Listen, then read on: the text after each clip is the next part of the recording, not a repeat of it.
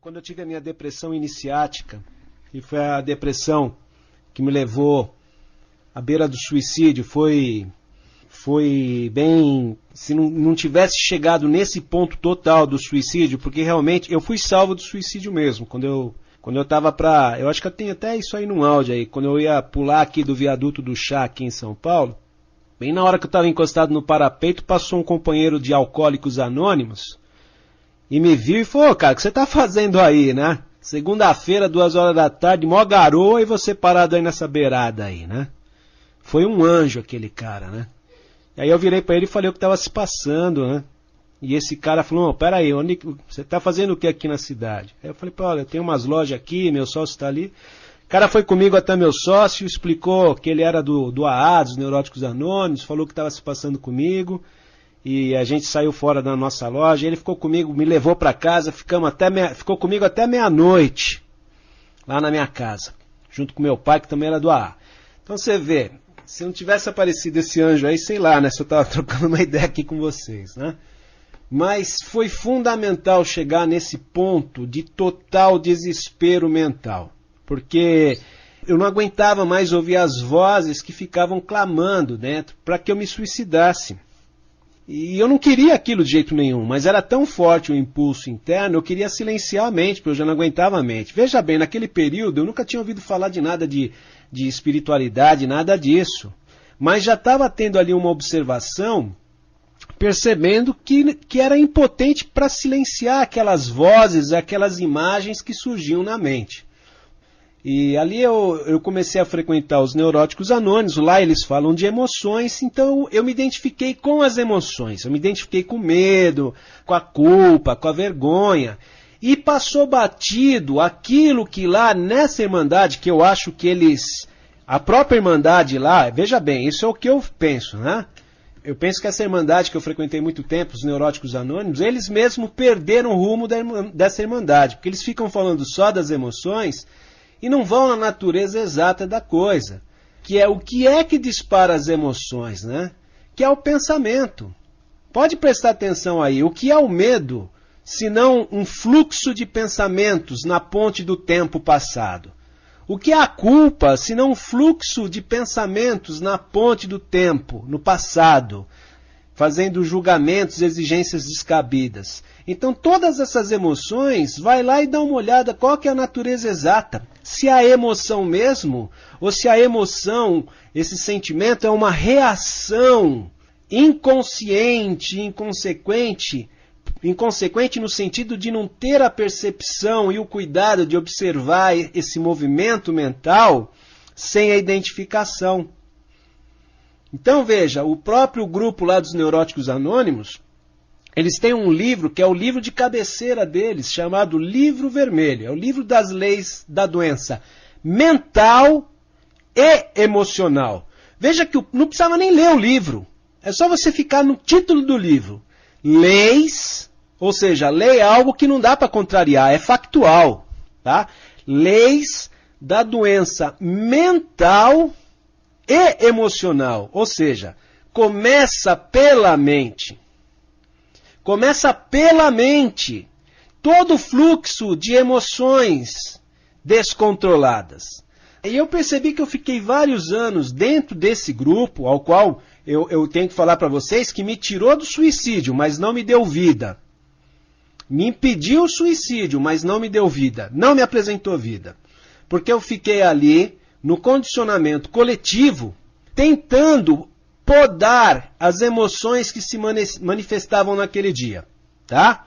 Então era assim, começa a trabalhar a emoção, vai, dá raiva. Trabalha a raiva, quando a raiva tá legal, aí vinha a emoção da compulsão. Aí ela começava a trabalhar a emoção da compulsão, daqui a pouco voltava a raiva de novo. Aí trabalhava, quer dizer, eu ficava cada hora apagando um incêndio, sabe? Sem pegar, ir lá e ver da onde que era a natureza exata que estava causando incêndio. Foi preciso aí vários anos de muito sofrimento para perceber o que está lá nos princípios básicos de todos os grupos anônimos. Eu costumo brincar que o fundador de Alcoólicos Anônimos foi o cara mais iluminado que teve. Porque esse cara sacou que o problema era o pensamento. Mas se naquele período lá, mais ou menos 1950, ele virasse para um monte de bêbado e falasse, ó, vocês querem parar de beber, olha pro pensamento, porra, tá todo mundo morto, velho. Então o cara teve que começar pela periferia, pela identificação externa, ó, o problema é o álcool. Só que ele deixou lá nas entrelinhas, ó, e falou assim, olha, faz um inventário e descobre qual que é a natureza exata de todos os seus conflitos. Ele deixou isso, inclusive, entre dois hífens, a natureza exata. Levou muito tempo para mim perceber o que esse cara estava querendo dizer com natureza exata. A natureza exata de qualquer padrão comportamental obsessivo-compulsivo parte do pensamento condicionado. Não tem como você fazer nada, sem antes pensar obsessivamente nisso. Não há como. Presta atenção aí. Dá uma olhada, não acredita no que eu estou falando. Vai lá e vê. Se tem como você sair da sua casa e dar uma porrada no vizinho, se você não ficar pensando obsessivamente no comportamento do cara, no que você deveria ter feito, quer dizer, perceber isso foi um grande divisor de águas na vida do áudio. Um grande divisor. Eu tive outras, eu já contei para vocês, de outras crises que tive, emocionais, que esses anos todos nos Neuróticos Anônimos foram altos e baixos consecutivos aí, que surgiam pela falta de compreensão do que estava ocorrendo dentro de mim. Por estar sempre tentando fugir e não compreender o que estava se passando, aquilo que a consciência estava trazendo. Então assim, foram muitos anos fugindo, sem observar. Quando caiu esse paradigma desse observar sem escolha, isso foi a maior bênção. Mas, gente, não foi fácil. Não foi fácil, foram várias e várias vezes que deu essa vontade de largar, de abandonar, de sair correndo. Se vocês pegarem todos os filmes que a gente indica para vocês, todos esses filmes mostram que há esse momento de você querer fugir, de você não querer olhar as coisas, de você não querer olhar as vozes, as imagens, a volúpia, a agressividade do pensamento. Vocês pegam lá o filme O Último Samurai, creio que quase todos vocês assistiram. Lembra do sofrimento do cara logo no início do filme, bebendo para esquecer o passado? Você pode ir fugindo até que chega uma hora, não tem mais como fugir. Lembra da cena que ele já está lá na aldeia e ele começa a pedir saque, porque ele não aguentava mais os fantasmas na cabeça dele? Mas naquele momento em que você se vê, não tem mais como fugir, ou eu me mato, ou eu mato isso que está tentando me matar, é que começa a grande aventura do espírito humano. Esse é o momento que separa os adultos dos adolescentes psicológicos. Esse momento de rendição total, que não é mais uma rendição do intelecto. Porque vejam bem, durante muito tempo o intelecto vem falando para você, ó, você precisa parar com isso, você precisa buscar alguma coisa. A gente tem consciência que precisa fazer alguma coisa, intelectualmente, mas precisa chegar nessa dimensão da rendição do coração. Enquanto não tem isso, enquanto não tem essa percepção visceral da gravidade do nosso caso, você ainda vai continuar buscando por ilusões. Você vai continuar buscando por lugarzinhos que vão acariciar essas suas zonas de conforto profundamente desconfortantes.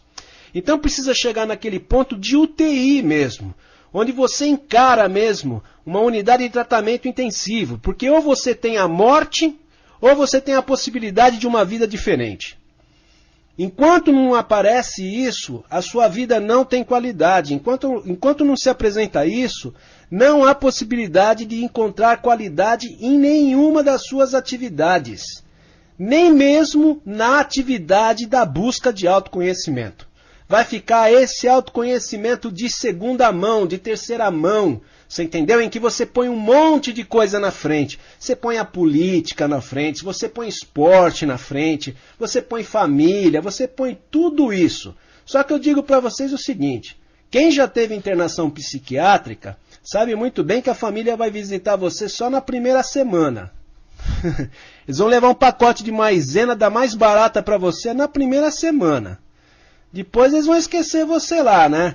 Já vai começar a brigar, vai você, eu vou na outra semana. Sabe? Então assim, só quando você percebe isso, que não tem mais aonde correr, que é você que vai ter que olhar para isso, fazer o trabalho, e isso vocês vão ver em todos os filmes.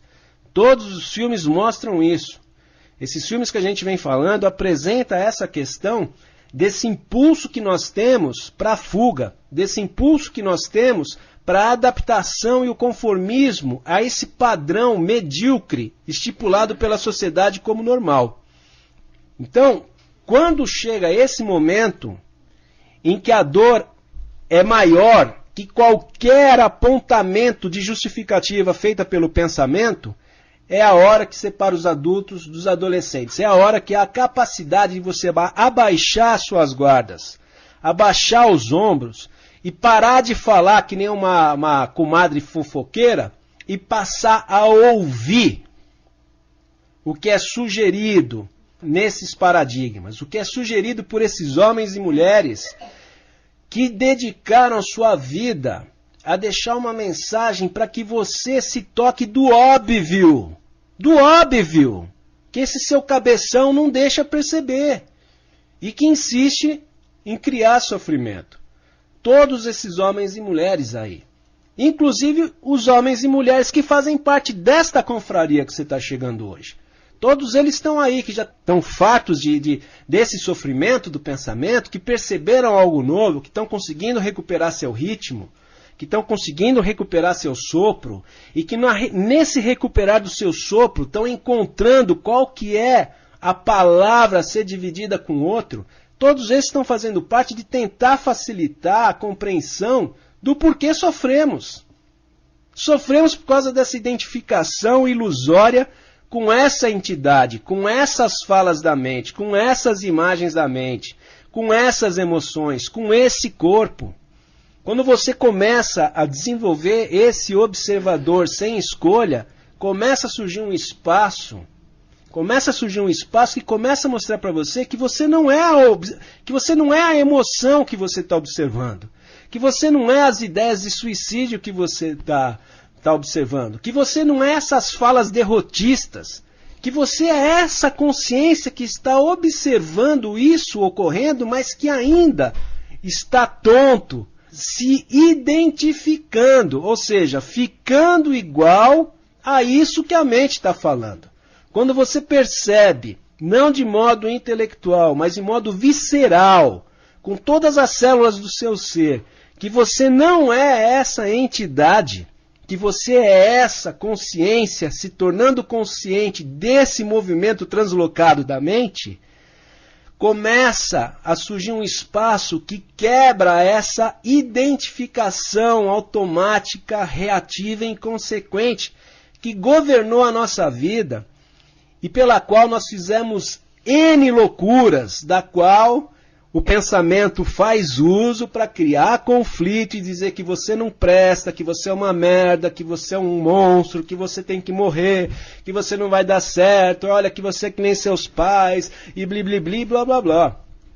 Quando você começa a perceber essa dinâmica, quando você começa a observar isso, eu posso dizer para você que você começou a colocar os pés na estrada que leva à raça humana. Porque o que está dizendo aí de raça humana não tem nada de humano. Agora, na observação disso, há a possibilidade de trazer essa mente ao nível do coração.